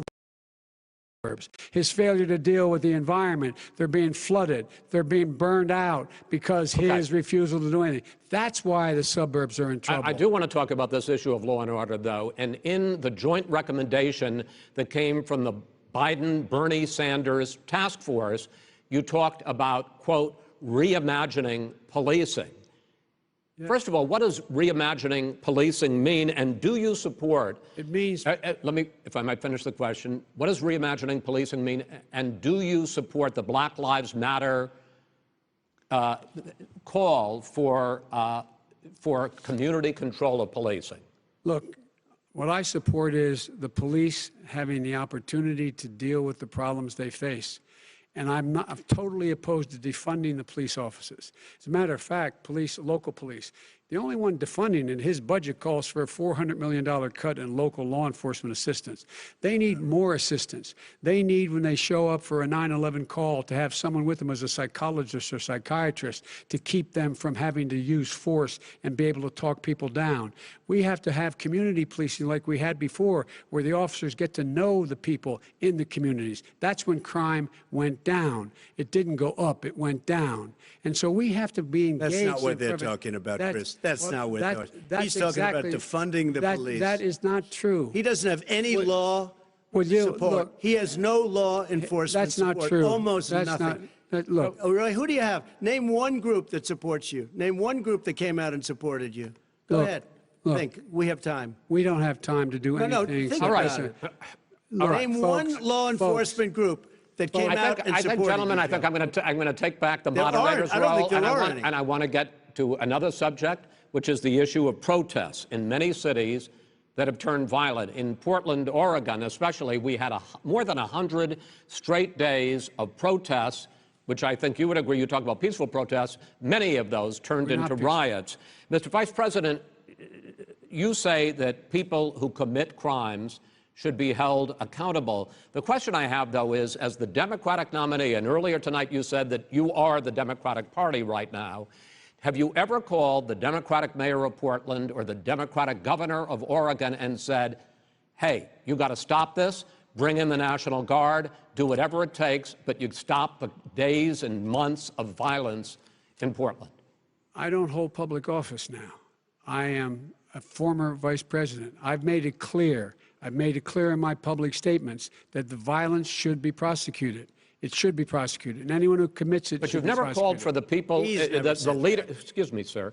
You had never called for the leaders in Portland and in Oregon to bring in the National Guard and knock off 100 days of riots. They can, in fact, take care of it if he just stay out of the way. Look here. Oh, really? Really? Here's the thing. I sent in the U.S. Marshals to get the killer of the young man in the middle of the street. They shot him, and for 3 days, President Trump, Portland wouldn't do anything. I had to send in the U.S. Marshals. They took care of business. Go ahead, sir. And by the way, you know, his own former spokesperson said, you know, riots and chaos and violence help his cause.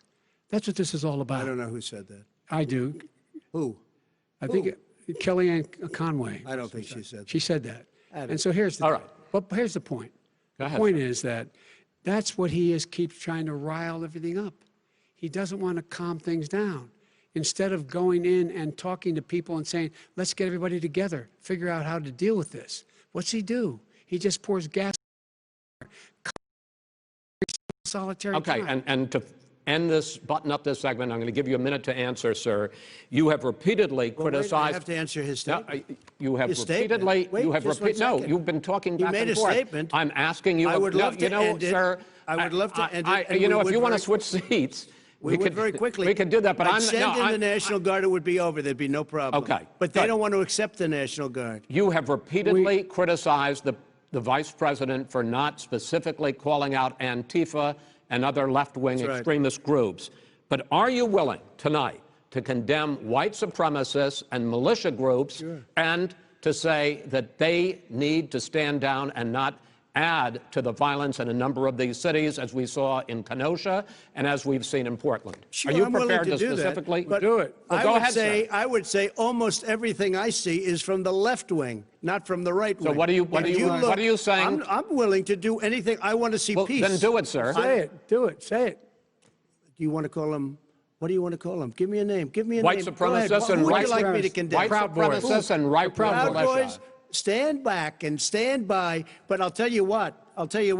Somebody's got to do something about Antifa and the left, because this is not a right-wing problem. His This own is a left-wing. FBI director This said is a the threat left-wing of problem. white Go ahead, sir. supremacists. Antifa's an idea, not an organization. Oh, you gotta be not kidding. militia. That's what Oh, really? his It's an idea.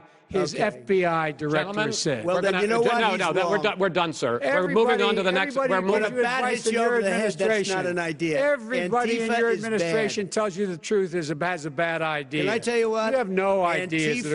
Antifa is a dangerous, All right, radical gentlemen, group. we're now moving on to the Trump And and you ought to be Biden careful with records. them. They'll overthrow you. When in a 2 president, seconds. I'm going to ask a question. When the president seeks a second term, it is generally a referendum on his record. But Vice President Biden, you like to quote one of your dad's sayings, which is, don't compare me to the almighty, compare me to the alternative. And in this case, sir, you are the alternative. Looking at both of your records, I'm going to ask each of you, why should voters elect you president over your opponent? In this segment, President Trump, you go first, 2 minutes. Because there has never been an administration or president who has done more than I've done in a period of 3.5 years. And that's despite the impeachment hoax. And you saw what happened today with Hillary Clinton, where it was a whole big con job. But despite going through all of these things, where I had to fight both flanks and behind me and above, there has never been an administration that's done what I've done. The greatest, before COVID came in, the greatest economy in history, lowest unemployment numbers. Everything was good. Everything was going. And by the way, there was unity going to happen. People were calling me for the first time in years. They were calling and they were saying, it's time maybe. And then what happened? We got hit, but now we're building it back up again. A rebuilding of the military, including Space Force and all of the other things. A fixing of the VA, which was a mess under him. 308,000 people died because they didn't have proper health care. It was a mess. And we now got a 91% approval rating at the VA, our vets. We take care of our vets. But we've rebuilt our military. The job that we've done, and I'll tell you something, some people say maybe the most important. By the end of the first term, I'll have approximately 300 federal judges and Court of Appeals judges, 300, and hopefully 3 great Supreme Court justices. That is a record, the likes of which very few people, and you know one of the reasons I'll have so many judges? Because President Obama and him left me 128 judges to fill. When you leave office, you don't leave any judges. That's like, you just don't do that. They left 128 openings, and if I were a member of his party, because they have a little different philosophy, I'd say if you left us 128 openings, you can't be a good president, you can't be a good vice president. But I want to thank you because it gives us almost, it'll probably be above that number by the end of this term. 300 judges, it's a record. Looking at both your records, why should voters elect you president as opposed to President Trump? You have 2 minutes uninterrupted. Under this president, we become weaker, sicker, poorer, more divided, and more violent. When I was vice president, we inherited a recession. I was asked to fix it. I did. We left him a booming economy, and he caused the recession. With regard to being weaker, The fact is that I've gone head-to-head with Putin and made it clear to him we're not going to take any of his stuff. He's Putin's puppy. He still refuses to even say anything to Putin about the bounty on the heads of American soldiers. Your son got $3.5 million. And by the way, my son... Wait a minute. Mr. President, your campaign agreed to both sides would get 2-minute answers uninterrupted. Well, your side agreed to it, and why don't you observe what your campaign agreed to as a ground rule, okay, sir? He never keeps his word. Can you add No, back no, I'm not asking. That was a rhetorical question. Can you Go add ahead, back sir. 30 seconds? Yeah, Because- yes, okay. you may have. All right. Go ahead. So, thirdly, we're poor. The billionaires have gotten much more wealthy by a tune of over $300 to $400 billion more just since COVID. You in the home, you got less. You're in more trouble than you were before. In terms of being more violent, when we were in office, there were 15% less violence in America than there is today. He's president of the United States. It's on his watch. And with regard to more divided, the nation can't stay divided. We can't be this way. And speaking of my son, the way you talk about the military, the way you talk about them being losers and being and just being suckers. My son was in Iraq. He spent a year there. He got the Bronze Star. He got the Conspicuous Service Medal. He was not a loser. He was a patriot, and the people left behind there were heroes. Really? And I resent. Are you talking like about hell. Hunter? Are you talking about I'm talking about my son, Bo Biden. You're talking about. I don't know Bo. I know Hunter. Yeah, Hunter you know got Bo. thrown. Hunter got thrown out of the military. He was thrown out, dishonorably discharged. That's not true. He For wasn't dishonorably. cocaine use. And he didn't have a job until you became vice president. And once you became vice president, he made a fortune in Ukraine, in China, in Moscow, That is simply and various not other places. true. He My made a son, fortune. My son, and he didn't have a job. My son, like a lot of people we know at home, had a drug problem. He's overtaken it. He's fixed it. He's worked on it, and I'm proud of him. But why was he proud of given my tens son. of millions All right. of But dollars? he wasn't given All right. tens of millions of He was dollars. given That tens is of totally, millions of that's been dollars. totally President Trump, discredited. you've already been Totally discredited. We've already been through this. I think the American people would rather hear about more substantial So do I. subjects. Well, you know, as the moderator, sir, I'm going to make a I know, but judgment when call somebody here. gets $3.5 million Okay, right. from the Let's mayor talk about of Moscow, Let's talk about not true. Gentlemen, that report is totally Why did he get discredited. it? I Mitt think, Romney on that committee said it wasn't worth taxpayers' money, that report. It was written for political reasons. you know, I'd like to talk about climate change. So would I. Okay. The forest fires in the West are raging now. They have burned millions of acres. They have displaced hundreds of thousands of people. When state officials there blame the fires on climate change, Mr. President, you said, I don't think the science knows. Over your 4 years, you have pulled the U.S. out of the Paris Climate Accord. You have rolled back a number of Obama environmental records. What do you believe about the science of climate change? And what will you do in the next 4 years to confront it? I want crystal clean water and air. I want beautiful, clean air. We have now the lowest carbon. If you look at our numbers right now, we are doing phenomenally. But I haven't destroyed our businesses. Our businesses aren't put out of commission. If you look at the Paris Accord, it was a disaster from our standpoint. And people are actually very happy about what's going on because our businesses are doing well. As far as the fires are concerned, you need forest management in addition to everything else. The forest floors are loaded up with trees, dead trees that are years old, and they're like tinder, and leaves and everything else. You drop a cigarette in there, the whole forest burns down. You've got to have forest management. What do you You've got to have believe? cuts. What do you believe about the science of climate change, sir? I believe that we have to do everything we can to have immaculate air, immaculate water, and do whatever else we can that's good. You know, we're planting 1 billion trees, the Billion Tree Project, and it's very exciting for a lot of people. that human pollution, greenhouse gas emissions contributes to the global warming of this I think planet? a lot of things do, but I think to an extent, yes. I think to an extent, yes. But I also think we have to do better management of our forests. Every year, I get the call, California's burning. California's burning. If that was cleaned, if you had forest management, good forest management, you wouldn't be getting those calls. You know, in Europe, they have forest cities. They're called forest cities. They maintain their forests. They manage their forests. I was with the head of a major country It's a forest city. He said, sir, we have trees that are far more, they ignite much easier than California. There shouldn't be that problem. I spoke with the governor about it. I'm getting along very well with the governor. But I said, you know, at some point, you can't every year have hundreds of thousands of acres of land just burned to the ground. But, sir, that's burning down because of a lack of management. But, sir, if you believe in the science of climate change, why have you rolled back the Obama Clean Power Plan, which limited carbon emissions in power plants? Why have you relaxed? Because it was driving energy prices through the sky. Why have you relaxed fuel economy standards that are going to create more pollution from cars and trucks? Well, not really, because what's happening is the car is much less expensive and it's a much safer car, and you're talking about a tiny difference. And then what would happen, because of the cost of the car, you would have at least double and triple the number of cars purchased. We have the old slugs out there that are 10, 12 years old. If you did that, the car would be safer. It would be much cheaper by $3,500. In the case of California, they've simply ignored No, but you would take a lot of cars rollback off the market because people would be able to afford a car. Now, and by the way, we're going to see how that turns out. But a lot of people agree with me, many people. The car has gotten so expensive because they have computers all over the place for an extra little bit of gasoline. And, and I'm okay with electric cars, too. I think I'm all for electric cars. I've given big incentives for electric cars. But what they've done in California is just crazy. Right.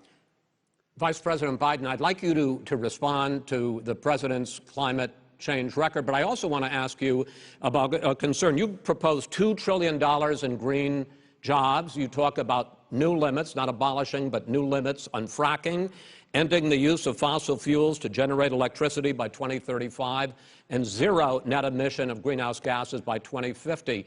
The president says a lot of these things would tank the economy and cost millions of jobs. He's absolutely wrong, number one. Number two, if in fact, during our administration, the Recovery Act, I was in charge, able to bring down the cost of renewable energy to cheaper than or as cheap as coal and gas and oil. Nobody's going to build another coal-fired plant in America. No one's going to build another oil-fired plant in America. They're going to move to renewable energy, number one. Number two, we're going to make sure that we are able to take the federal fleet and turn it into a fleet that's run on their electric vehicles. Making sure that we can do that, we're going to put 500,000 charging stations and all of the highways that we're going to be building in the future. We're going to build an economy that, in fact, is going to provide for the ability us to take 4 million buildings and make sure that they, in fact, are weatherized in a way that, in fact, they'll emit significantly less gas and oil because the heat will not be going out. There's so many things that we can do now to create thousands and thousands of jobs. We can get to net zero in terms of energy production by 2035. Not only not costing people jobs, creating millions of good paying jobs, not $15 an hour, but prevailing wage, by having a new infrastructure that, in fact, is green. And the first thing I will do, I will rejoin the Paris Accord. I will join the Paris Accord because with us out of it, look what's happening. It's all falling apart. And talk about someone who has no relationship with foreign policy. Brazil, the rainforests of Brazil are being torn down, are being ripped down. More carbon is absorbed in that rainforest than every bit of carbon that's emitted in the United States. Instead of doing something about that, I would be gathering up and making sure we had the countries of the world coming up with $20 billion and say, here's $20 billion. Stop tearing down the forest. And if you don't, then you're going to have significant economic consequences. What about the argument that President Trump basically says that you have to balance environmental interests and economic interests, and he's drawn his line? Well, he hadn't drawn a line. He still, for example, makes sure that he wants to make sure that methane's not a problem. You can now emit more methane without it being a problem. Methane. This is a guy who says that you don't have to have mileage standards for automobiles that exist now. This is the guy who says that, well, the fact that it's all true. And here's the deal. He's talking about the Green New Deal, and it's not $2 billion or $20 billion, as you said. It's $100 trillion. I'm talking about where they want to Biden rip down plan. Go for a buildings minute, and then you can go. and rebuild the building. No, It's the that is dumbest, not- most that ridiculous, is not where the case. airplanes are out Wait a of minute, sir. business, That's where two-car systems are out, where they Not want to true. take out the cows, too. Not You know, that's true. not true either, right? Not this is true. this is a 100 Simply, trillion. look, That's more money than that our is- country could make in that is 100 simply years if we're not going to the case. All right, let It will destroy our because I country. actually, wait a minute, sir. I actually have studied your plan, and it includes upgrading 4 million buildings, weatherizing 2 million homes over 4 years, building 1.5 million energy-efficient homes.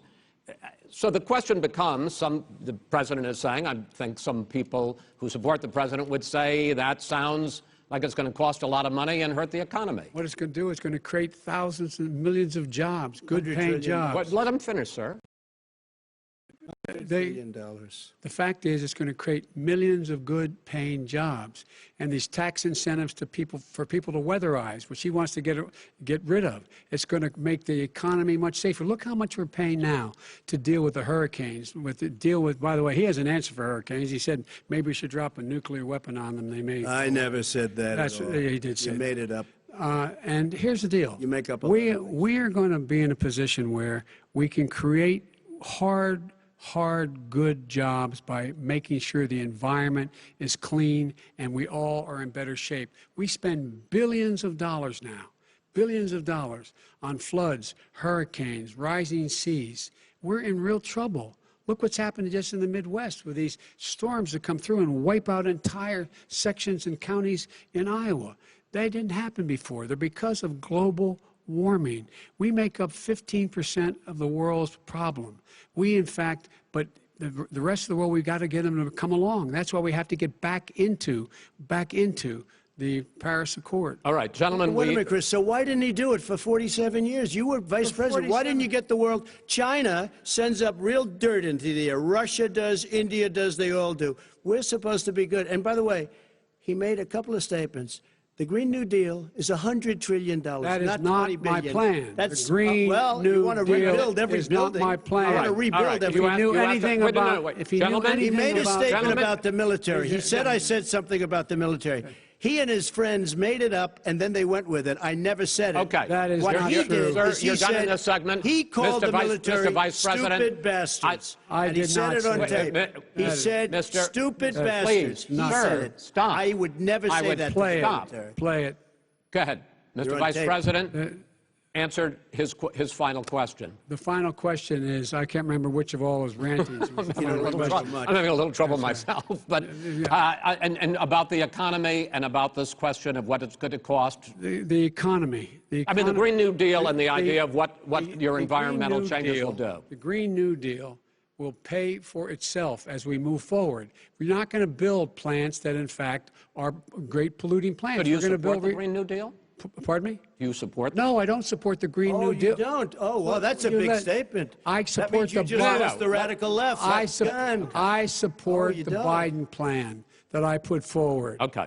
The Biden plan, which is different than what he calls the radical Green New Deal. All right, gentlemen, final segment, election integrity. As we meet tonight, millions of Americans are receiving mail-in ballots or going to vote early. How confident should we be that this will be a fair election, and what are you prepared to do over the next 5+ weeks, because it'll not only be to Election Day, but also counting some ballots, mail-in ballots after Election Day. What are you prepared to do to reassure the American people that the next president will be the legitimate winner of this election? In this final segment, Mr. Vice President, you go first. Prepared to let people vote. They should go to iwillvote.com. Decide how they're going to vote, when they're going to vote, and what means by which they're going to vote. His own Homeland Security Director, and as well as the FBI Director, says there is no evidence at all that mail-in ballots are a source of being manipulated and cheating. They said that. The fact is that there are going to be millions of people because of COVID that are going to be voting by mail-in ballots, like he does, by the way. He sits behind the Resolute desk and sends his ballot to Florida, number one. Number two, we're going to make sure that those people who want to vote in person are able to vote because enough poll watchers are there to make sure they can socially distance. The polls are open on time, and the polls stay open until the votes are counted.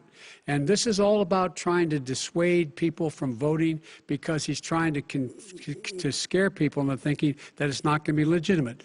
Show up and vote. You will determine the outcome of this election. Vote, vote, vote. If you're able to vote early in your state, vote early. If you're able to vote in person, vote in person. Vote whatever way is the best way for you, because he cannot stop you from being able to determine the outcome of this election. And in terms of whether or not, when the votes are counted, and they're all counted, that will be accepted. If I win, that will be accepted. If I lose, that'll be accepted. But by the way, if in fact he says he's not sure what he's going to accept, well, let me tell you something. It doesn't matter, because if we get the votes, it's going to be all over. He's going to go. He can't stay in power. It won't happen. It won't happen. So vote. Just make sure you understand you have it in your control to determine what this country is going to look like the next 4 years. Is it going to change, or are you going to get 4 more years of these lies? Mr. President, 2 minutes. So when I listened to Joe talking about a transition, there's been no transition from when I won. I won that election. And if you look at crooked Hillary Clinton, if you look at all of the different people, there was no transition, because they came after me trying to do a coup. They came after me spying on my campaign. They started from the day I won, and even before I won, from the day I came down the escalator with our First Lady. They were a disaster. They were a disgrace to our country. And we've caught them. We've caught them all. We've got it all on tape. We've caught them all. And by the way, you gave the idea for the Logan Act against General Flynn. You better take a look at that, because we caught you in a sense. And President Obama was sitting in the office. He knew about it too. So don't tell me about a free transition. As far as the ballots are concerned, it's a disaster. A solicited ballot, okay, solicited is okay. You're soliciting, you're asking, they send it back, you send it back. I did that.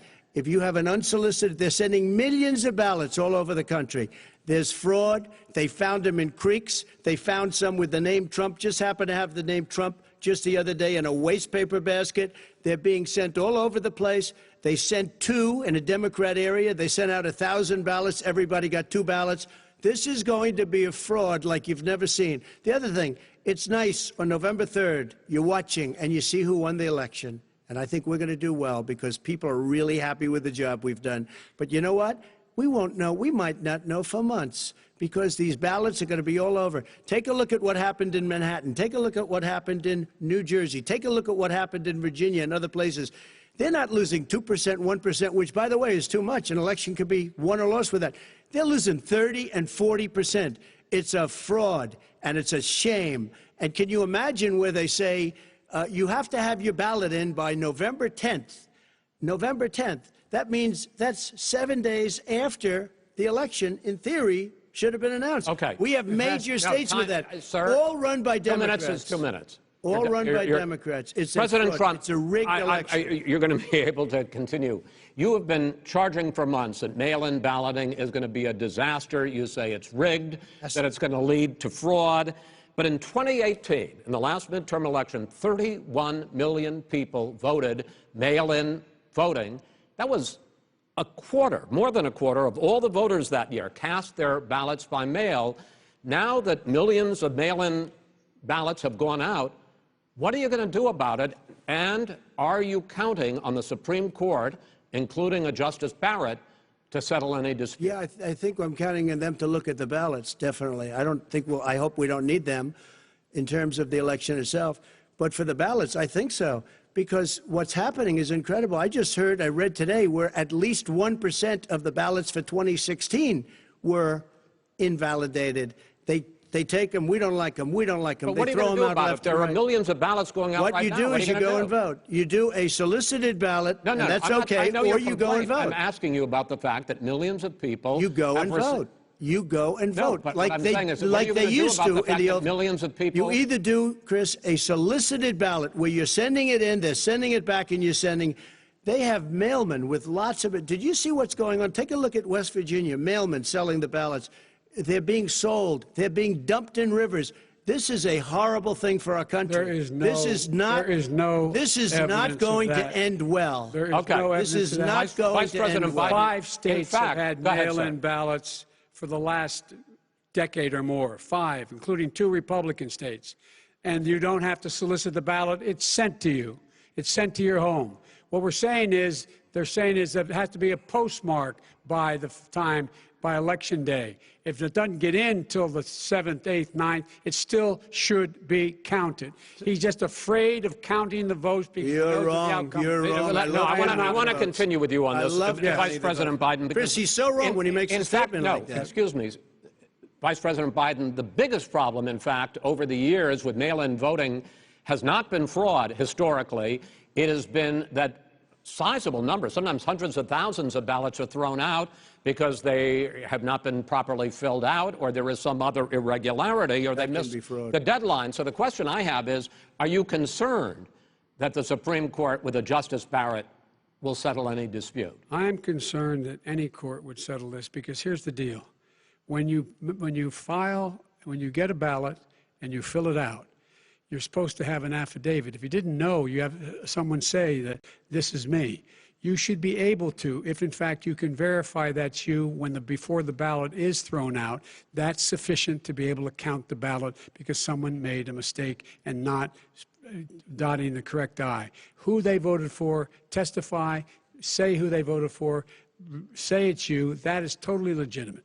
All right. Excuse me, Chris, when you have 80 million ballots I have a final sent in question. and swamping the system, you know it can't be done. You know it can't. And already there's been so fraud. Mail service delivers 185 million pieces of mail a day. In 8 states, we can keep talking. In 8 states, election workers are prohibited currently by law, 8 states, from even beginning to process ballots, even take them out of the envelopes and flatten them until Election Day. That means that it's likely, because there's going to be a huge increase in mail-in balloting, that we are not going to know on election night who the winner is, that it could be days, it could be weeks, could be months, until we find out who the new president is. So first for you, sir, finally for the Vice President, I hope neither of you will interrupt the other. Will you urge your supporters to stay calm during this extended period, not to engage in any civil unrest? And will you pledge tonight that you will not declare victory until the election has been independently certified? President Trump, you go first. I'm urging my supporters to go into the polls and watch very carefully, because that's what has to happen. I am urging them to do it. As you know, today there was a big problem. In Philadelphia, they went in to watch. They're called poll watchers, a very safe, very nice thing. They were thrown out. They weren't allowed to watch. You know why? Because bad things happen in Philadelphia, bad things.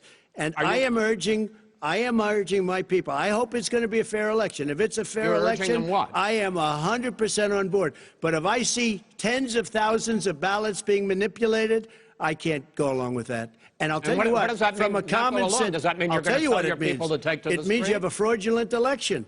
You're sending out 80 million ballots. They're not equipped to. These people aren't equipped to handle it. Number one. Number two, they cheat. They cheat. Hey, they found ballots in a waste paper basket 3 days ago, and they all had the name military ballots. They were military. They all had the name Trump on them. Vice President you think Biden, that's good? Vice President Biden, final question for you. Will you urge your supporters to stay calm while the vote is counted, and will you pledge not to declare victory until the election is independently certified? Yes, and here's the deal. We count the ballots, as you pointed out. Some of these ballots in some states can't even be opened until Election Day. And if there's thousands of ballots, it's going to take time to do it. And by the way, our military, they've been voting by ballots since the end of the Civil War, in effect. And that's what's going to happen. Why was it not? Why is it for them somehow not fraudulent? It's the same process. It's honest. No one has established at all that there is fraud related to mail-in ballots, that somehow it's a fraudulent process. It's already been established. Take a look at Carolyn Maloney's race. You had an opportunity to respond. Look at Carolyn Maloney. Go ahead. They have no idea what happened. Vice President Biden, go ahead. He has no idea what he's talking about. Here's the deal. The fact is, I will accept it, and he will too. You know why? Because once the winner is declared, after all the ballots are counted, all the votes are counted, that'll be the end of it. That'll be the end of it. And if it's me, in fact, fine. If it's not me, I'll support the outcome. And I'll be a president not just for the Democrats. I'll be a president for Democrats and Republicans. And this guy, I want to see an honest ballot count. Gentlemen, you say that's the end of it? This is the end of this debate? Honest ballot count. We're going to leave it there. To be continued as in more debates as we go on.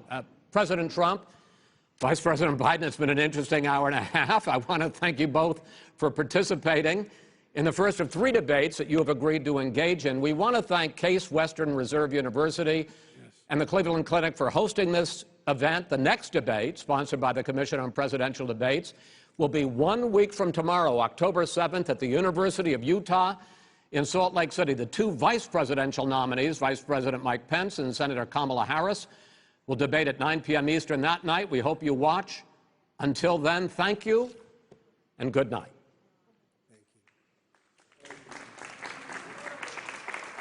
Thank you.